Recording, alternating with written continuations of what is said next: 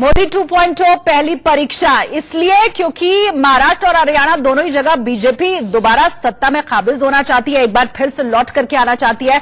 वहीं विपक्ष ये सोच रहा है कि कहीं से अगर हमें सत्ता विरोधी लहर दिखाई दे जाए तो हम कूद करके आगे आ जाए। और तस्वीरें अलग अलग जगहों की इस वक्त आपको हम दिखा रहे हैं, किस तरह से लोग घरों के बाहर निकल रहे हैं और वोट डाल रहे हैं। फिलहाल आपके सामने तमाम वीआईपी लोगों की तस्वीर है। अभिनेत्री पद्मिनी कोल्हापुरी पहुंची वोट डालने के लिए। गीता फोगाट, बबीता फोगाट ने वोट डाला। एनसीपी नेता सुप्रिया सुले को भी आप देख रहे हैं। और इस वक्त की सबसे अहम खबर भी आपको बता देते हैं। वोटिंग परसेंटेज की बात कर लेते हैं। सुबह से मतदान की धीमी शुरुआत हुई है। 9 बजे तक महाराष्ट्र में 1.43% मतदान ही अभी तक हुआ है। हरियाणा की अगर हम बात करें तो 9 बजे तक 3% मतदान हुआ है। मतलब हरियाणा महाराष्ट्र से कुछ आगे जरूर है, लेकिन वोटिंग परसेंटेज कम ही दिखाई दे रहा है। लगातार महाराष्ट्र और हरियाणा के अंदर मतदान जारी है। 9 बजे तक महाराष्ट्र में 1.43% मतदान, मतलब 1.5% के करीब ही महाराष्ट्र पहुंच पाया है। हरियाणा की अगर हम बात करें तो ये उसका दोगुना तकरीबन 3% है। और मेरे सहयोगी समरेंद्र नागपुर से इस वक्त जुड़ रहे हैं। समरेंद्र, क्या तस्वीरें नागपुर से सामने आ रही है, कैसा उत्साह? क्योंकि अभी तक जो हमें समझ में आ रहा है, महाराष्ट्र में बहुत कम लोग बाहर निकल रहे हैं वोट डालने के लिए।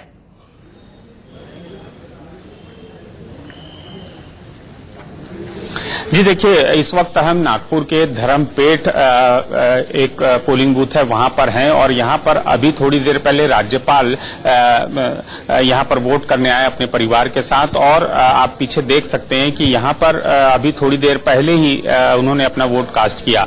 और जहां तक मतदाताओं के उत्साह की बात है तो निश्चित तौर पर शुरुआत में जो महाराष्ट्र में यहां पर खासतौर पर नागपुर में जो देखने को मिल रहा है, वो जो वीआईपीज हैं वो जरूर सुबह सुबह वोट डालने निकले हैं, लेकिन अभी आम लोग जो है वो उत्साह से।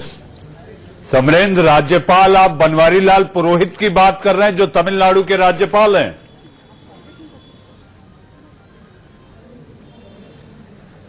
जी जी, बनवारी लाल पुरोहित यहाँ पर अभी थोड़ी देर पहले ही यहाँ पर वोट करने आए हैं। आप पीछे तस्वीरों में देख सकते हैं कि वो अभी वोट डाल के ही सीधे बाहर निकले हैं और वो अपना निशान दिखाते हुए अपने पत्नी के साथ में वो हैं। और यहाँ पर अभी जो धर्मपेट का एक पोलिंग बूथ है जहाँ पर महानगर पालिका शाला में जो बनाया गया है, यहाँ पर आएंगे। इसके थोड़ी देर बाद यहाँ पर महाराष्ट्र के मुख्यमंत्री देवेंद्र फडणवीस भी यहीं पर वोट डालेंगे। उनका जो है वो 1-8 घंटे के बाद यहाँ पर आने का प्रोग्राम है। जी, सुरक्षा व्यवस्था के बारे में भी थोड़ा बताएं समरेंद्र, किस तरह के वहां पर पुख्ता इंतजाम किए गए हैं?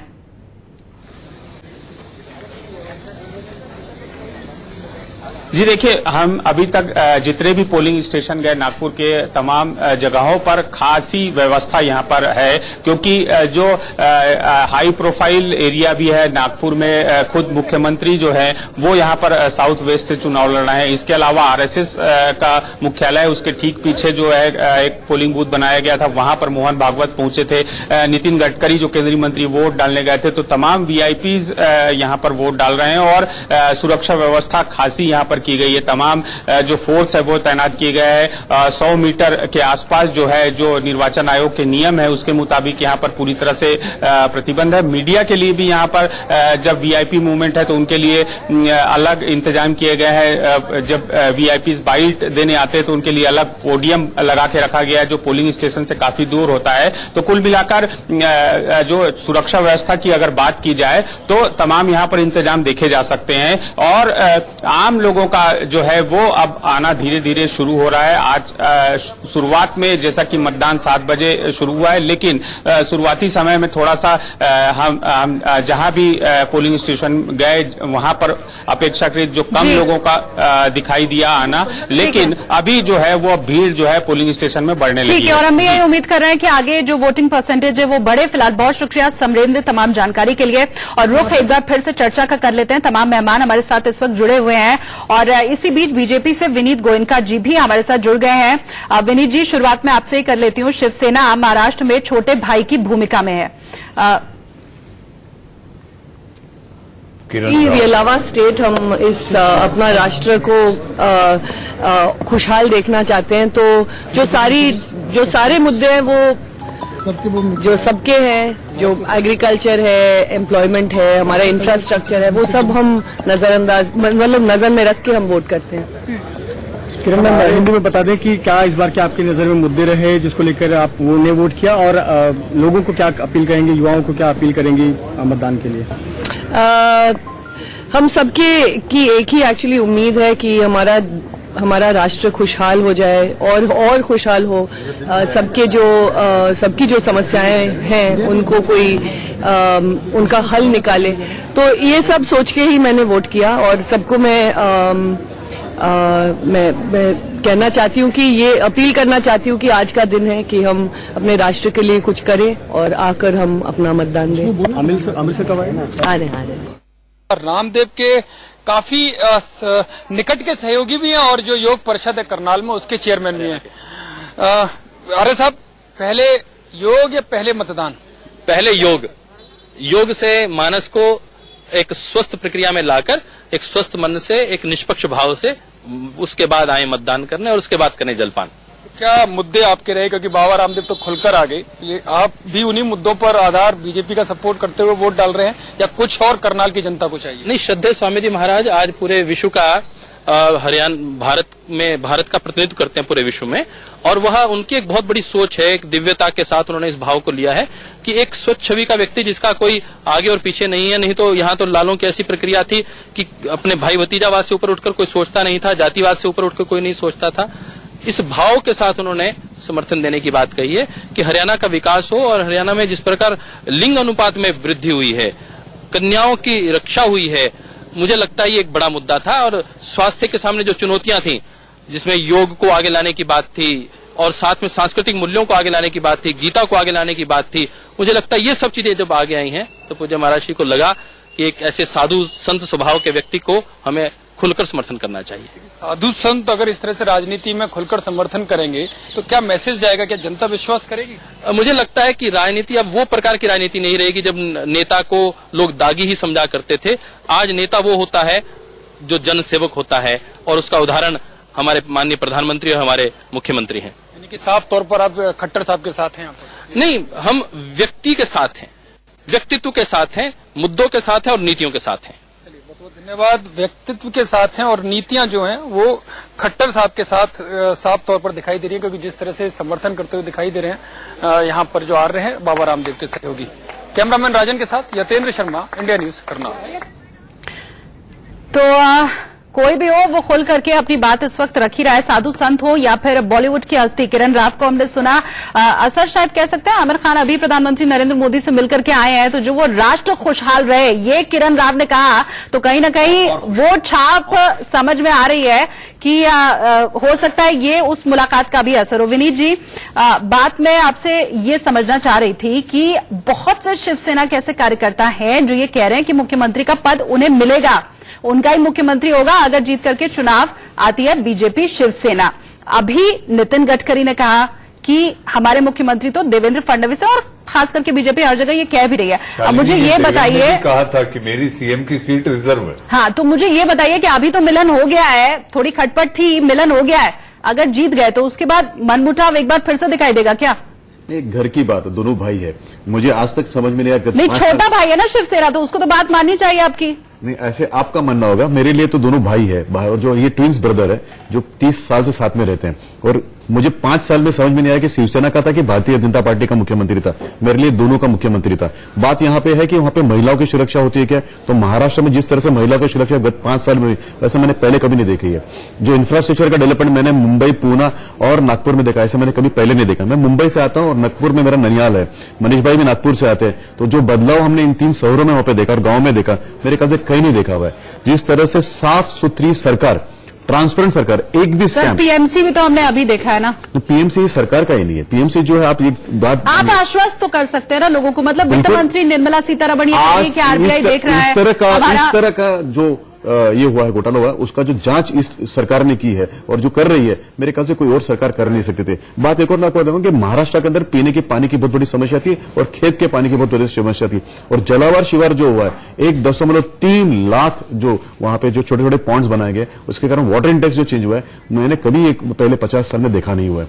तीसरी बात मैं आपको बताऊं तो महाराष्ट्र जो है उसके अंदर महिलाओं की समस्या एक तरह की थी और हरियाणा में दूसरे तरीके की थी। तो जब आप हरियाणा की चर्चा करें तो मैं आपको बताऊंगा जिस तरह से जेंडर रेशियो चेंज हुआ है कि 837 से 911 हुआ। लेते हैं मनीष जी, इन्होंने कहा कि आप भी नागपुर से हैं और तमाम खूबियां जो तरक्की हुई है, जो विकास हुआ है, वो भी गिना दिया। अब जरा आप मुझे आपके पैमाने पर बताएं कि ये किस हद तक आपको सही लग रहा है, पहली चीज। और दूसरी चीज, अगर ये तमाम चीजें हुई हैं, विकास का पैरामीटर अगर ये है, तो पीएमसी को हम भूल कैसे सकते हैं? ठीक है, भ्रष्टाचार सरकार की तरफ से हुआ है नहीं हुआ है बात की बात है, लेकिन सांत्वना और भरोसा देना लोगों को, ये तो सरकार का काम है। शालिनी, मैं विनीत जी की एक बात से सहमत नहीं हूं। सरकार पारदर्शी होने की कोशिश लगातार की गई, लेकिन इसी सरकार में 2 मंत्रियों को भ्रष्टाचार के आरोप में निकाला भी गया। आप देखिए प्रकाश मेहता, ये विनीत जी भी मानेंगे, एकनाथ खड़से, ये वो खड़से हैं जिनके नाम से महाराष्ट्र की बीजेपी जानी जाती थी। तो ऐसा नहीं है कि सब कुछ ठीक ठाक रहा है। हाँ, कोशिश जरूर हुई है, देवेंद्र ने पूरी कोशिश की है, जैसा कि प्रधानमंत्री ने भी एक नारा दिया और ये 2014 से नारा चल रहा है कि दिल्ली में नरेंद्र, मुंबई में देवेंद्र।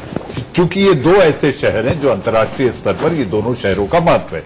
एक आर्थिक राजधानी है तो दूसरी देश की राजधानी है। लेकिन इससे ऊपर अगर आप बात करें, आपने पीएमसी का जिक्र किया है, 5 मौतें उन बेगुनाह खातेधारकों की। मुझे ऐसा लगता है इस चुनाव में उसका असर जरूर दिखेगा। मुंबई, पुणे, ठाणे, कल्याण, जहां जहां इनके खाता धारक थे, मुझे ऐसा लगता है कि वो बहुत लाचार और बेबस होकर आरबीआई के दरवाजे के सामने अगर किसी को दिल का दौरा पड़ता है, आरबीआई के दरवाजे जाके अगर खटखटाने पड़ते हैं, वित्त मंत्री के पास कोई जवाब नहीं होता है, तो मुझे ऐसा लगता है वो सरकार की जवाबदेही है। अगर आप राष्ट्रवाद का मुद्दा अगर आप वहां जाकर उठाते हैं, तो बैंक के मुद्दे को आप ये नहीं कह सकते कि ये क्षेत्रीय नहीं, प्रदेश सरकार का नहीं, ये केंद्र का है, ये गलत होगा। शिवम जी, इस बात को आप मानेंगे?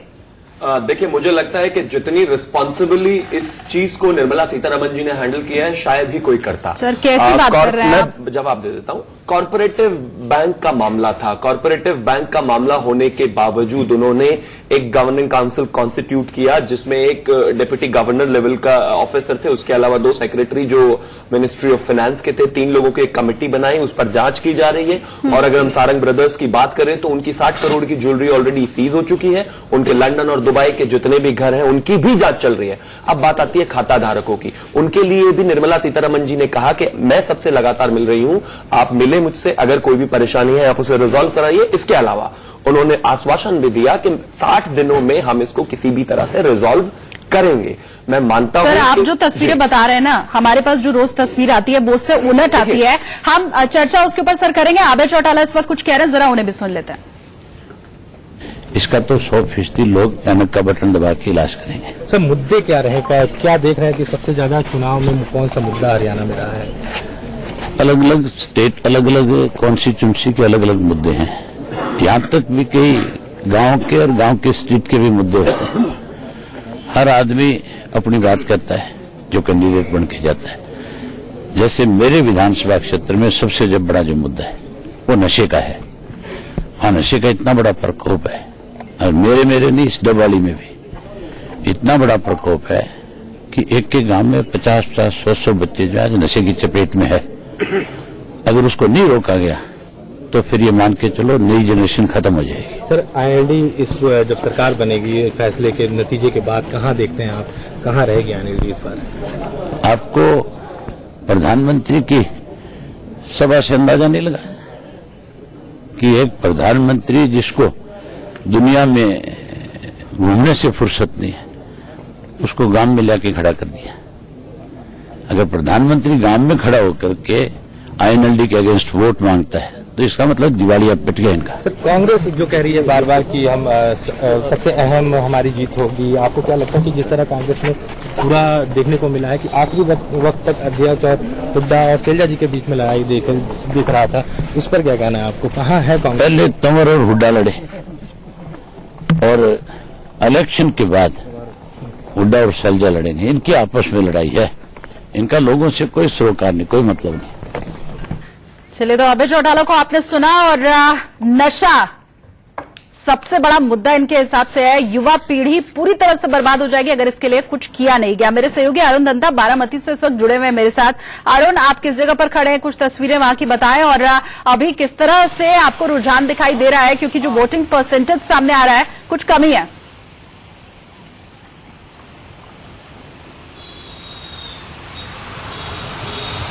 बिल्कुल सही कहा आपने, क्योंकि यहाँ पर जो है वो बारिश काफी दिनों से लगा हो रही है और अभी थोड़ा सा जो है वो बारिश रुकी है और लोग अपने घरों से बाहर आना शुरू हुए हैं। अजीत पवार यहाँ से जो है वो 6 बार से विधायक, और इस बार फिर से वो लोगों से दरकार कर रहे हैं कि उन्हें वोट दिया जाए। हालांकि इस बार थोड़ा सा टफ कंपटीशन माना जाए। मेरे साथ कुछ लोग हैं, उनसे बातचीत कर लेते हैं, जानते हैं उनके मुद्दे क्या है यहाँ पर जिसको लेके वो वोट कर रहे हैं। मैडम, सबसे आपसे पूछना चाहूंगा सर कि यहाँ पर बारामती में क्या इश्यूज है आप लोगों के लिए जिसको लेकर आप वोट कर रहे हैं?